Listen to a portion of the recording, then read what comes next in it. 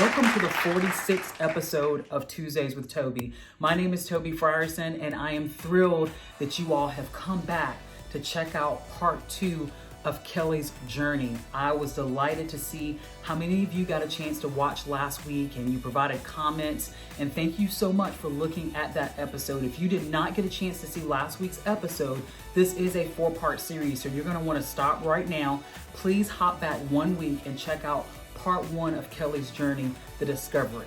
But today, as we do each week, I need you all to look behind me, and before we hop into part 2, we gotta say our family rules. So everyone, ready, read. During Tuesdays with Tobe, we will use kind words. Do your best. Always be honest. Forgive and forget. Be happy. Count your blessings. Laugh at yourself. Stay positive and love one another. Today we are ready for episode number 2 on Kelly's journey. And so please lean in, look forward, and let's get started with hearing the second part of Kelly's journey. As you can see, Kelly is back on the set today. And just like I just told you all, we're going to get into episode number 2. So Kelly, welcome. Thank you for having me. Absolutely. How are you feeling today? Feeling great. Good, fantastic. Well, we want to talk about basically your coping mechanisms and just emotionally how things have been going for you. And so the very first question I have for you is, what would you say is your new norm? Like what in the world is your new norm? And can you describe for everyone who's listening, what's a typical day like? A typical day. Well, there are no more typical days. Ah, that's good to know. Because after you begin treatment, your body has to make so many different adjustments. Like earlier, I told my mom once they had switched my medication, my nausea medication, that I felt like a new woman. Wow. Because I had much more energy. I felt alive. And a lot of days you feel like a zombie. And the most you can do is get from your bed to your couch, back to the bed. You might get a shower in. Wow. You can try to eat, but then for me, it was always, am I gonna be able to keep it all down? Wow. You know, friends ask, you know, can I come by and visit? Well, sure, but I don't know. Right. You know, when that time comes, Right. I don't know how I'm gonna be feeling. Like I'm feeling good right now, but you know, in 2 hours, I might not be. Wow, appreciate you sharing that. Thank you for that. So you mentioned those friends and kind of asking whether it would be okay to come by and things like that. How would you say, let's see, how important is it, or is it important for people to treat you normal? And forgive us for using the word normal. We understand that that's not a word necessarily we should use, but you all understand what we mean about sickness being in your body versus not. So is that something that's important to you, or is there any such thing as treating someone like they have cancer versus treating them normal? No, I don't think there's anything about treating someone like they have cancer. Right, I don't know what that means. I just said that, y'all. I'm sorry.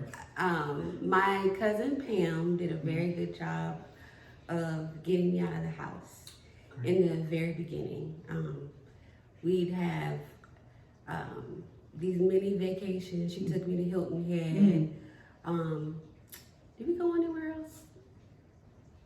Maybe Buford? Buford, yeah. I think we did. Yeah. But just getting out of the house and not sitting in that space all day, like you have to break up the monotony, because your mind naturally will go to, you know, I have cancer and I'm worried about it and what's going to happen down the road, and you know, how sick am I going to get from this? Sure. Just all the catastrophizing that you could possibly do. So being occupied and staying busy is important. It's very important.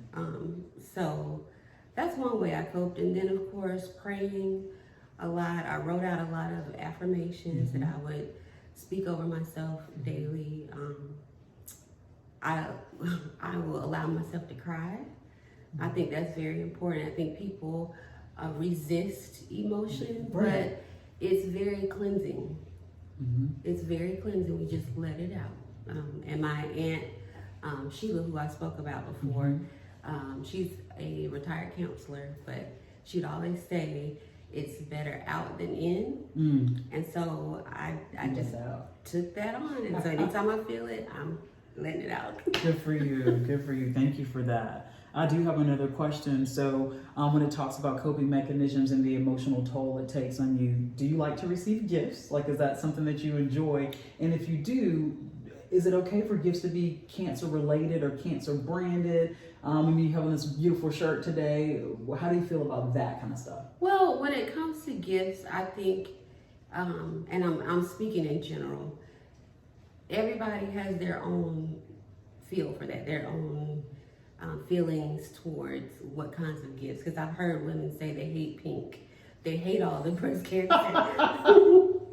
They hate all the breast cancer stuff, so they chose another color.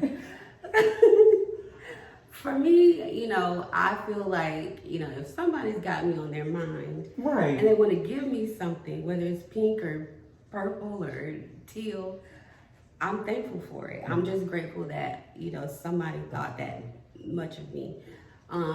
Yes, the pink can get overwhelming at times. No, everyone.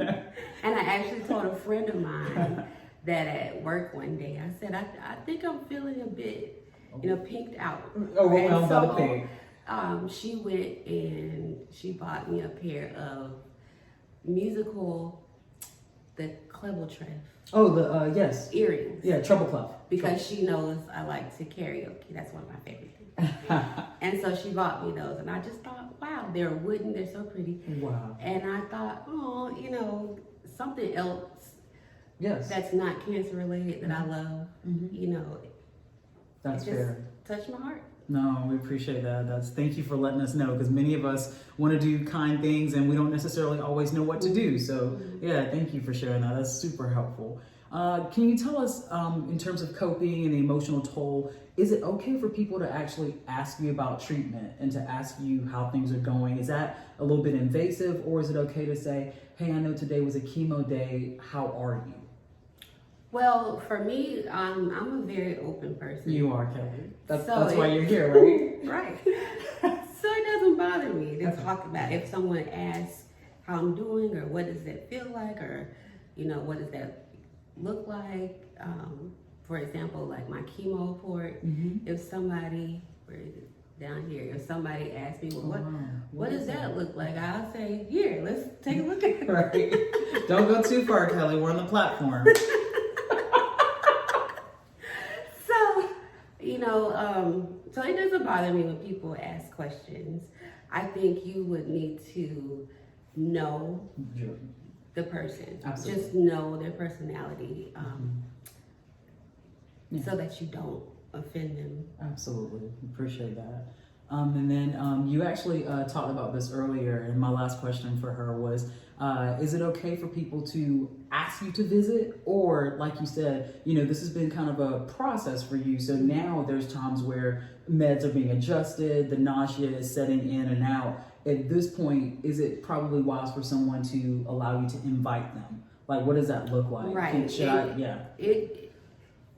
It's hard to say, because now I have a new medicine where I don't feel as tired, don't feel sick, like I'm getting through an entire day without the stomach upsets. And so now it's like, okay, yeah, let's make a date to go get some spinach dip. Or yeah, you can come by, you know, for a little while and chit chat, you know. Before, the answer would have been, I just have to see. Right, I don't know. Like, we can make this appointment, but I just have to see, because I don't know what's gonna happen right now. Yeah. So, okay, to wrap all of this, and thank you so much for answering those questions for us, because we do understand that coping mechanisms and the emotional toll that anything can take, that anything can happen in any given moment, in terms of those things are important. We have to be able to figure out how to deal with things emotionally, and surely it sounds like you have. But if you were going to kind of wrap this in a bow, what else would you tell us about the emotional support that you have? And then how are you coping? Like, you've talked a lot about family. I think you have a community and friends as well, but just kind of right. So a lot of people in the beginning told me, Kelly, you're going to allow us to serve you, because I'm very self-sufficient and I pride myself on being able to take care of me on my own. You're fiercely independent. That's right. And that's how my parents, raised me to handle my own business.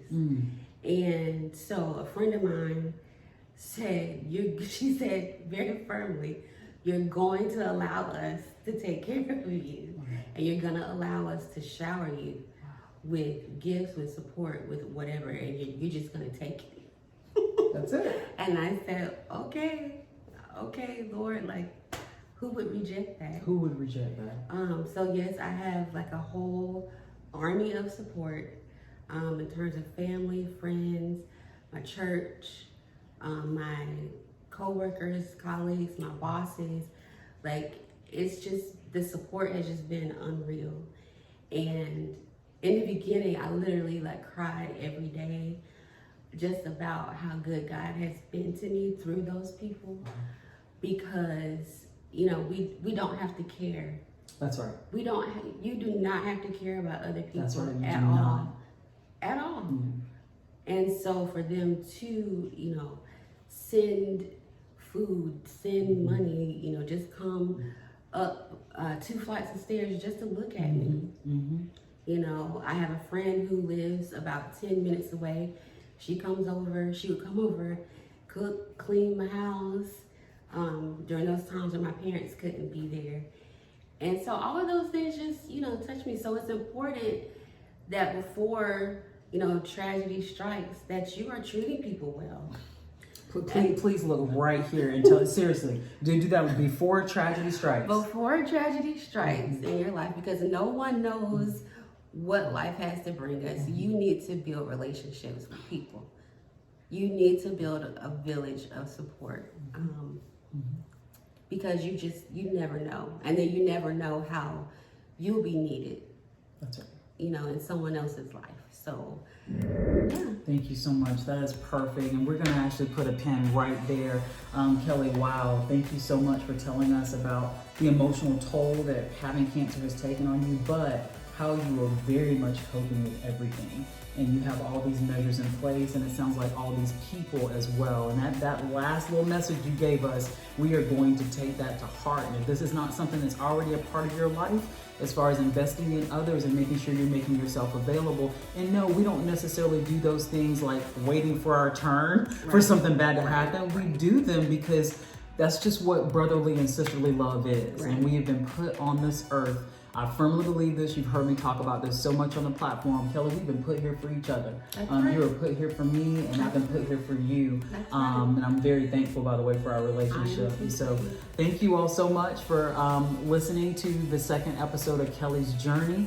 We hope that you like, share, and follow. And we're going to be back for part 3 on next Tuesday. So please join us next week. Have a good day, everybody.